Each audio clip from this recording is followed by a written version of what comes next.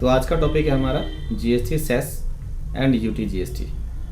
तो आज हम टैली प्राइम में परचेज एंड सेल्स वाउचर में सीखेंगे किस तरीके से UT GST and GST cess को अप्लाई करना है। ठीक है, तो उससे पहले मैं आपको बता दूं कि UT GST and GST cess use किस लिए किया जाता है। तो बेसिकली जीएसटी सेस की पहले बात कर लेते हैं। जीएसटी सेस कुछ अननेसेसरी आइटम्स के ऊपर लगाया जाता है, जिन आइटम्स को यूज़ करना कंपलसरी नहीं है या ज़रूरी नहीं है, लोग शौक से यूज़ करते हैं, जैसे बीड़ी सिगरेट तंबाकू गुटखा वगैरह या महंगी लग्जरी गाड़ियाँ वगैरह, तो ये शौक से लिया जाता है। तो इन आइटम्स पे गवर्नमेंट ने एक्स्ट्रा टैक्स लगा दिया और उन एक्स्ट्रा टैक्स की कलेक्शन से उनसे भी स्टेट्स की लॉस की भरपाई की जाती है।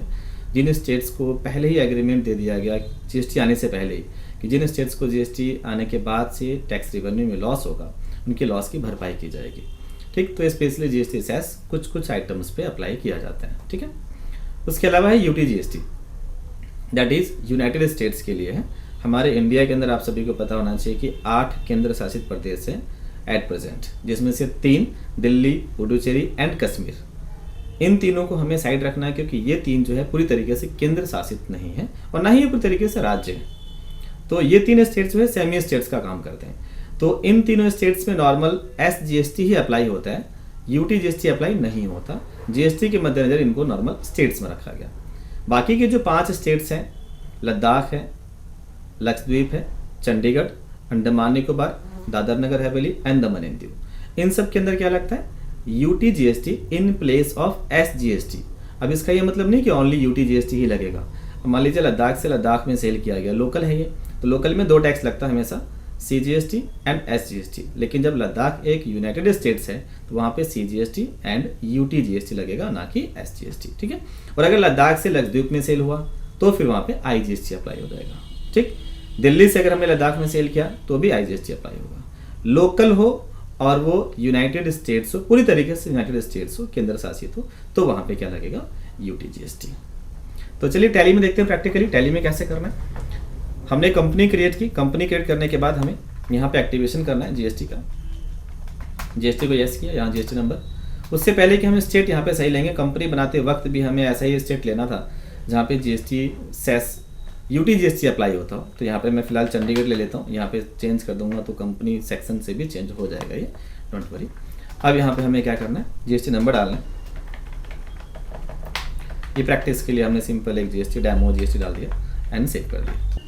तो हम एक परचेज की एंट्री करते हैं, F9 purchase voucher, bill number, party name,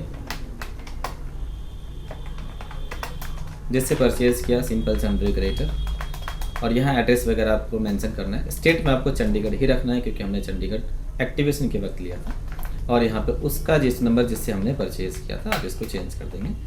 Chandigarh का स्टेट कोड 04 होता है, ये हमें एक्टिवेशन पे भी ध्यान रखना था। खैर, यहाँ सिंपल हमें परचेज का लेजर बनाना है। परचेज 28% पे हमने परचेज किया, कोई आइटम है, अंडर परचेज अकाउंट। डिटेल को हमें यस करना है। फिर यहाँ से नेचर ऑफ ट्रांजेक्शन में परचेज टैक्सेबल ही लेना है और परसेंटेज 28, साथ ही साथ जीएसटी सेस भी मेंशन करना है 2%। तो टोटल आइटम पे 30% टैक्स लगेगा, गुड्स एंड सेव। ठीक, उसके बाद फिर हमने आइटम मेंशन किया, क्या परचेज किया। मान लीजिए मैंने चॉकलेट परचेज किया 100 ग्राम वाला। ठीक है, यूनिट्स में हमने पीसीज मेंशन किया, अगेन पीसीज। डिटेल को हमें यस करना है और फिर यहाँ पे आइटम पे भी टैक्सेबल लग करके 28% टैक्स हमने शो कर दिया, इंक्लूडिंग एक्सक्लूडिंग 2% जीएसटी सेस। हमने क्वांटिटी दिखाया, कितना परचेज किया, रेट।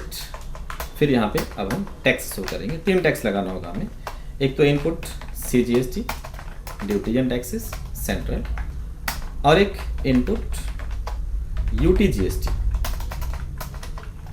UT tax. आप यहाँ देखेंगे एस की जगह पे यूटी का ऑप्शन आ जाएगा, एंड देन एक और टैक्स लगा देना, इनपुट जीएसटी सेस। यहाँ से आपको सेस सेलेक्ट कर लेना और टैक्स ऑटोमेटिक आ जाएगा। तो ये तो सिंपल इस तरीके से हमने परचेज की एंट्री की, ऐसे ही आपको परचेज रिकॉर्ड करना है। अब परचेज के बाद अब हम करते हैं सेल।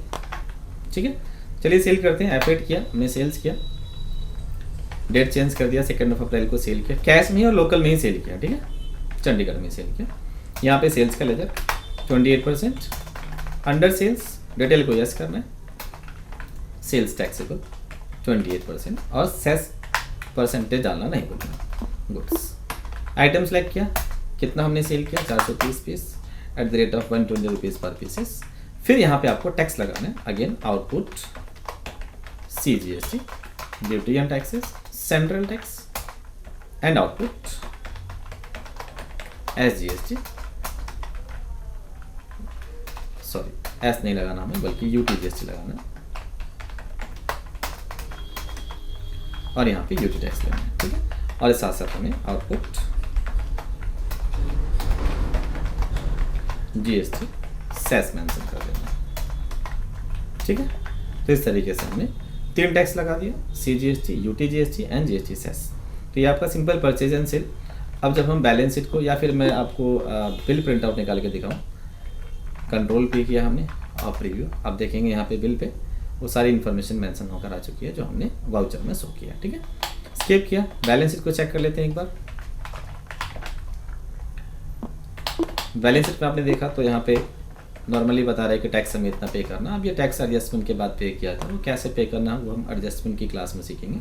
फिलहाल परचेज एंड सेल में हमें इतना ही करना है GST में। Thank you so much.